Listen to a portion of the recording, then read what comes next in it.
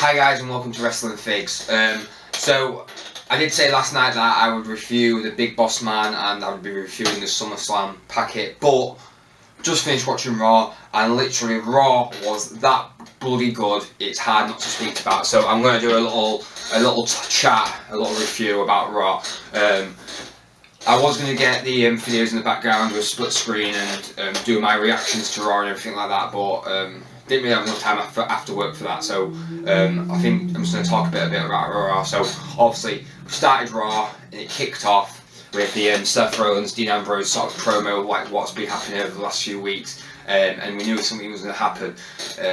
So obviously both men came down to the ring. Dean Ambrose called out Seth Rollins and was like, "Look, what the fuck's basically going on?" And they was both putting their hands out, like, to each other, like the Shield used to do, and obviously every time they both kept denying each other. It's like one of them wanted to get the upper hand and wanted to get the win basically and make the other one do it, and stuff. And then they got into a scrap, so we was like, what the fuck is actually going on here? Are these two going to end up having a rivalry or what? Then Cesaro and obviously Sheamus came down, ended up attacking Dean Ambrose and Seth Rollins, and then when it was all said and done, boom, boom. That is two of the three people out of the Shield reunited. Absolutely freaking incredible. Been waiting so long for this. All we need now is just Roman Reigns to come down the ring and boom, boom, boom. Shield back together, which probably isn't going to happen, but it's pretty cool that Seth Rollins and Dean Ambrose have, because for a while, like, Dean Ambrose and Seth Rollins are probably two of the top superstars in WWE these days, and I have been saying, like, especially with the push, they haven't really been pushing them, and so I think these two coming together, even maybe becoming tag team champions, maybe, and then going on to higher single wrestlers again, once again, when it's all said and done. Obviously letting some of the other new superstars like Braun Strowman and Samoa Joe coming into the picture of the titles and stuff. So, so yeah, I really like that they both got together. The proper WWE is teasing it for the last few weeks, but not even that. Even like for about 10 minutes when they both kept putting their hands out and denying each other, it's like, is this actually going to happen? Is it not? Yeah, made you literally on the edge of your seat. It was that good. Then we go on to the next match, which was the Sasha Banks versus Nia Jax. Obviously Bayley got injured and couldn't wrestle Alexa Bliss for the title at SummerSlam, so it was Sasha Banks versus Nia Jax. And I tell you what, the match was actually pretty decent in the end. I didn't actually ever see Nia Jax tapping out, even though I wanted her to. I just didn't ever think she would tap out. I thought maybe something might get involved and Sasha Banks picks up the win that way. I didn't actually see Sasha Banks, because she's done it in the past, but I didn't actually see Sasha Banks beating Nia Jax cleanly. I didn't think WWE would want this to happen, because obviously Nia Jax hasn't lost in a little while. They're trying to build her reputation back up. I didn't think that she'd get a clean win, but she did. Really good match. I'm glad Sasha Banks won, and I hope Sasha Banks can be once again WWE Raw's Women's Champion. I'd love for her to win it and just go on a mega run for absolutely ages. I don't know. I just there's something about Sasha Banks. She is just a top superstar. Like the athleticism she's got. The moves that she can pull off, and that she is such a good wrestler. Then there was the Elijah attacking R-Truth, which no one really gives a fucking shit about, really, do they? Do you know what I mean? It's just a spin-off from The Rock used to do his bloody rock concerts, and yeah, who gives a shit about that? Big Cass and Big Show. So I didn't actually end up thinking that Luke Gallows and Anderson would get involved. Like, that was a bit of a weird one, and now Big Show's hand could be broken, which it's obviously not. But I'm not keen. I'm not really bothered. It's Big Show and Big Cass. It's not gonna get. Oh fucking hell! Oh my days! Why the fuck did I just do that? Fuck's sake! Fucking. I am a fucking idiot. God, I'm gonna pack them up now. They can wait. They can wait till afterwards. Oh fucking hell. Why the fuck did you have to fall on the floor? For fuck's sake. As I was saying, Big Show and Cat. My Undertaker's hat. How it got over there? As I was. Oh, for fuck's sake. Anyway, as I was saying, obviously, Big Cass versus Big Show. It's not going to be tactically a great match, but coming towards this, I've noticed, I may as well mention it now, that I was actually going to do a special video on this, which I'm going to do, but it's about how WWE and UFC are sort of becoming the same and outdoing each other. Like, just recently, WWE, they literally are using all the big men to make the main event, and using big guys to make the main events, like Big Show versus Big Cass, and you've got like Brock Lesnar, obviously UFC champion, you've got Samoa Joe, looks like could be UFC, Braun Strowman, and even Roman Reigns. Even Roman Reigns is a big man, even though he might not look it, he actually is a big man. So for the main events these days, they're literally using 4 big men.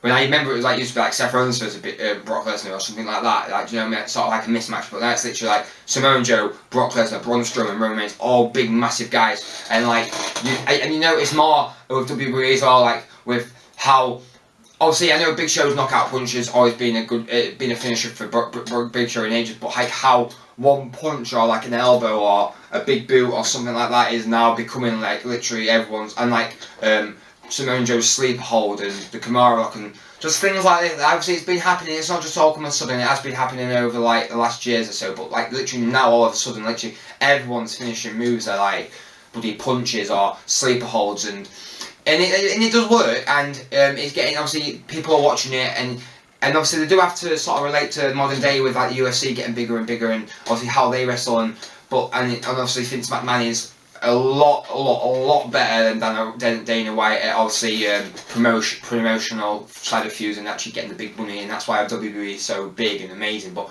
I am going to do a special video on this, I think, because everyone's talking about it. It's happening, and it is literally happening now. And so I think I will do a special video on how WWE and UFC are basically, or how WWE is, the way they're competing with UFC or whatever, because at the moment there is no other professional wrestling company that can touch WWE, so that's why UFC and WWE are sort of in this mess.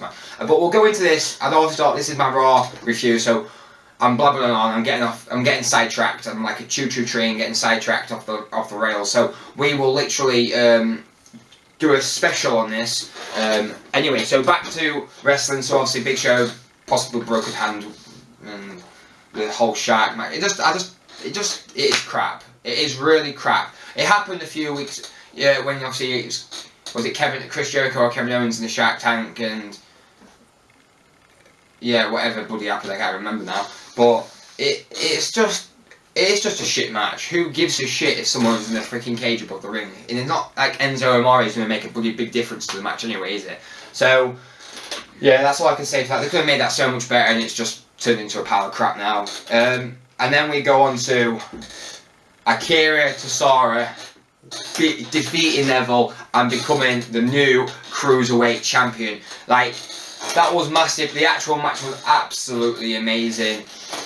Obviously Neville missing the red arrow at the end, and Akira Tozawa picking up the win, winning the Cruiserweight title for the first time. Bit of a weird how it happened on Raw and didn't happen at SummerSlam. Obviously, I know Neville's using his rematch clause at SummerSlam, blah blah blah. But why it happened this Monday night after Neville win at so many pay-per-views, being champion for so long now. I can't remember how long he's been champion, but it's been so long now. Maybe it was time for a new champion to come, or because obviously over the last few weeks. But Neville was great champion, played the character well. But it doesn't make sense why it happened on Monday Night Raw. Maybe Neville's going to end up winning the title back at SummerSlam. It was maybe just a shorter reign for Tozawa. Maybe that's why. I'm not sure. Maybe they just wanted to give somebody else the title. Maybe he's only going to hold it for a few days. Maybe he's not. Maybe he's going to beat Neville again at SummerSlam and become a proper champion. I don't know, but just a bit bizarre why they did it on Monday night. But it was good. Raw was really good. Like, and obviously title changes don't really often happen on Raw like this, so that was really good as well.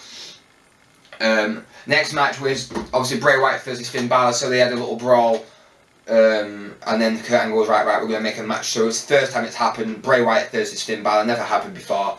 Obviously, it was a really good match. They had some really good moments in the match. And then, obviously, Bray Wyatt picking up the win, which, again, we mentioned the whole thing about Bray Wyatt and when he wrestles people, and like, why they're putting 2 people that are trying to push next. Like, Finn Balor, obviously, was the first ever Universal Champion.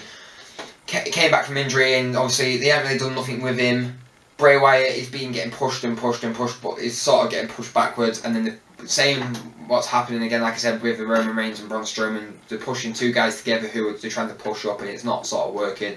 And then we get the news that Demon Finn Balor is going to be facing Bray Wyatt at SummerSlam. There's no obviously special match, it's just a normal match, which I thought that bucket of paint or whatever they said it was, like citrus acid or something, what he probably said, obviously just a red paint. I thought maybe that was an indication that Bray Wyatt was going to challenge Finn Balor to like some sort of like first blood match or something like that, because obviously how he poured it over his head, like, it didn't really make sense. Another thing is, this could be a bit of a debate now with Demon King Finn Balor. I personally think he should be Demon King all the time, not just special. Like, I know they're doing it so he's got different personas, a bit like how they used to be like Mankind, Mick Foley and Dude Love and Cactus Jack and all that lot, but he actually, Mick Foley was portrayed in a different way, like he was portrayed as a weirdo who thought he was for different people, and it was portrayed in a different way, whereas like Finn Balor is literally just Finn Balor, and it's just like once every 3 months it's like, right, he's Demon King now out of the blue because somebody's pissed him off, like Finn Balor's pissed him off so that much that he's just suddenly become Demon King. And I personally think he should be, I love Finn Balor, absolutely love the guy, but I just personally think his character should be Demon King all the time. I don't think it would wear out. I know they're trying to save it for special events and like, oh well, let's just give him Demon King now because more people will watch it when they won't. But I think personally it should be Demon King all the time. I think it would work if they use the material they've got literally the material right in their hands, and if they use it properly it could be so good. But no WWE, they'll probably end up messing it up or something. But I personally think, why not? Yeah, alright, it's a lot of paint to put on him, but Goldust has been doing it for 20 years. Sting did it for all this time, do you know what I mean? Just people who have got my shelf like Sting, obviously Goldust literally did it for, still doing it now, all that makeup, so why cannot Finn Balor do Demon King as his main persona? I don't know. It might not work, I'm just thinking of new ideas what WWE could use, but anyway, so that should be one hell of a match. The Eaters of the World versus the Demon King. Then we go on to Mickie James versus Emma, which once again was... I do like women's matches. I think women's matches are becoming absolutely amazing. Like I talked about Sasha Banks versus Nia Jax, and some great women's matches on SmackDown as well. But I just... Mickie James it's just like...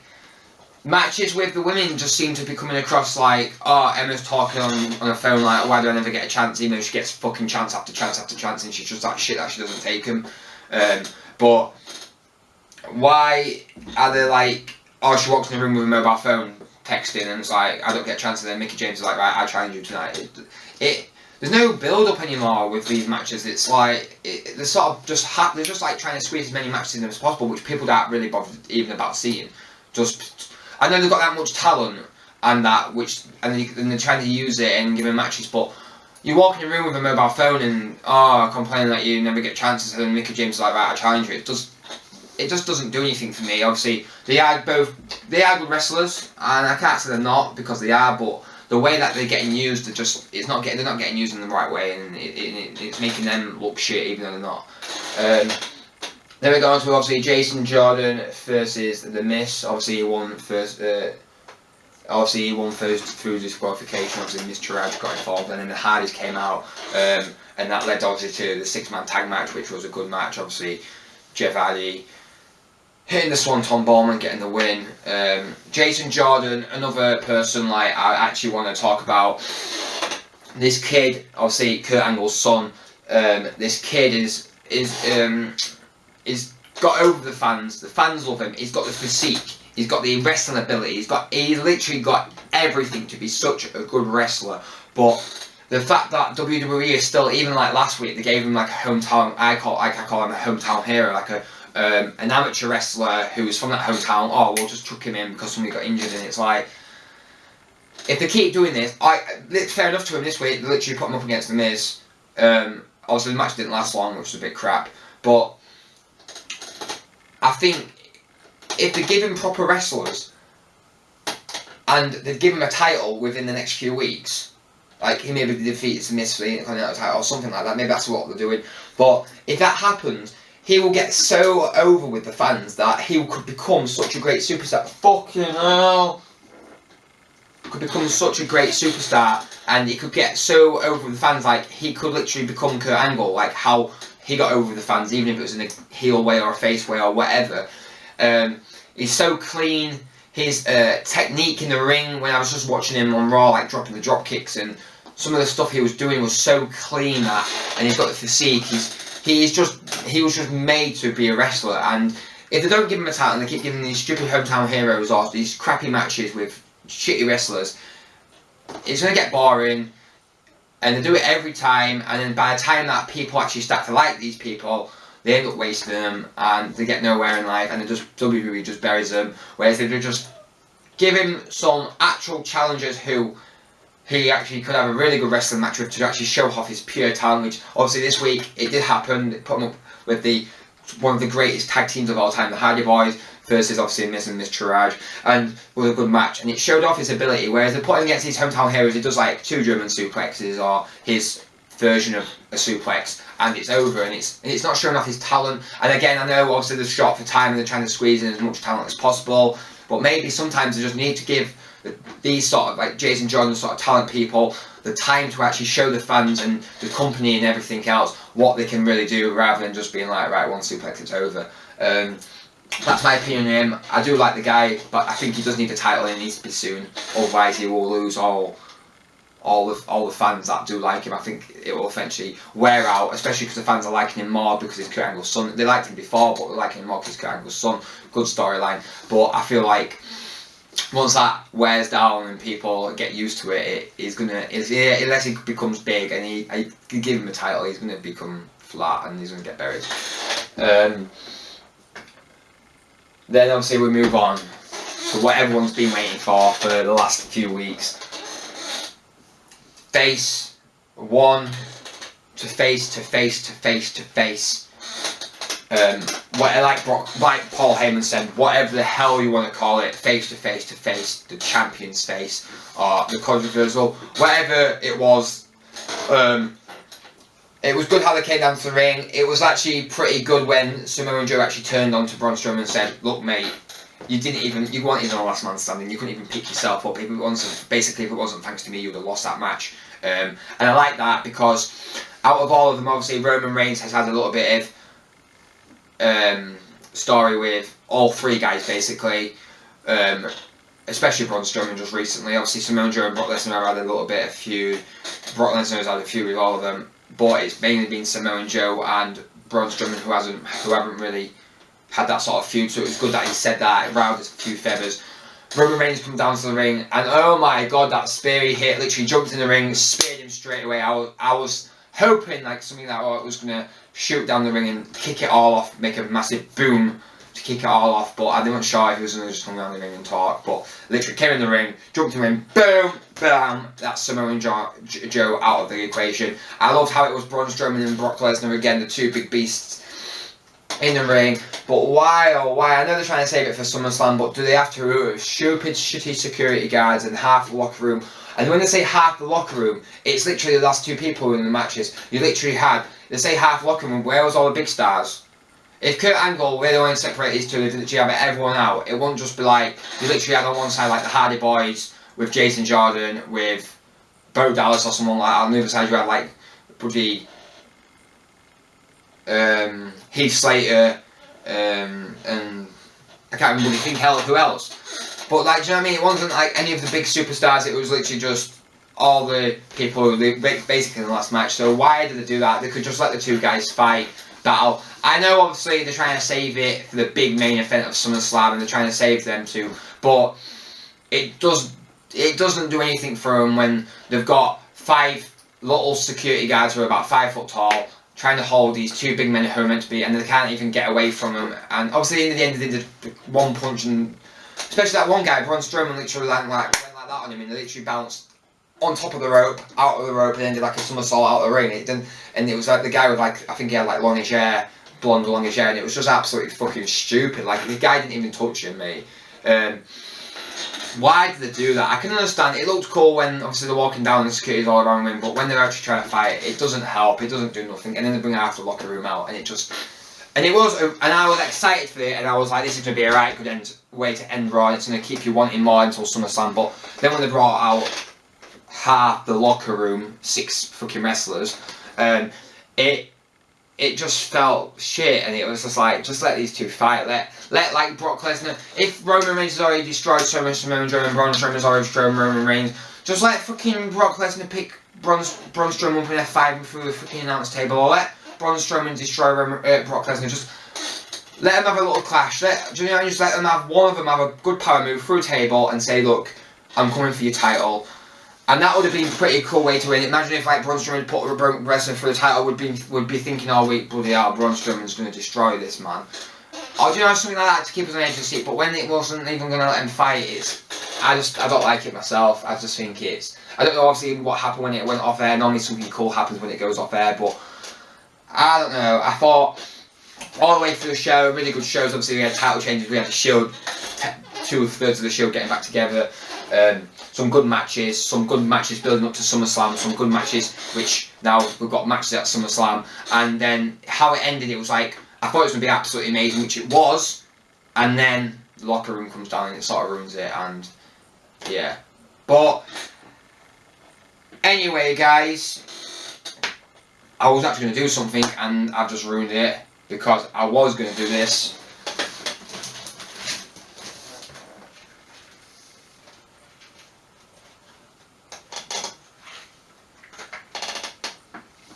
Introducing your reigning, defending WWE Universal Champion, Brock Lesnar! Braun Strowman, Samoan Joe, Roman Reigns at SummerSlam. You 3 guys are gonna go to Suplex City, bitches. So, guys, obviously, I'm back. Obviously, I was going to review the SummerSlam magazine today, but I decided to do the Raw recap, so I needed to use the Brock Lesnar mask because it looks absolutely cool. I was actually supposed to put it on before I got into the main event, but I got overcarried away with what I was talking about. So, I'm not going to go through the magazine today, but I'm going to go through with all the free gifts you get to end this Raw review, because Raw was so good, I thought I'd give you something special. So you get the Brock Lesnar mask, which looks absolutely insane. Like, it actually looks so good for a free mask. You get the poster I was on about with Enzo Amore and Big Cass on it, which is pointless. So we've got a few things to give away. Obviously I'll be doing some, I was trying to give away the other stuff from last month, but no one commented on my videos. So guys, if you want any of this free stuff, wait until tomorrow night, and we will be giving some stuff away for SummerSlam week. So we've got the Enzo and Big Cass poster, we've got the World Championship keyring, we've got the Matcha card top trumps, and we have actually got a Randy Orton here, so we've got them, and then we've got RKO out of nowhere wristband, and that's just a plastic bag. So guys, from me, from the Beast incarnate Brock Lesnar, like always, please like, subscribe, and once again, thanks for watching. See you next time.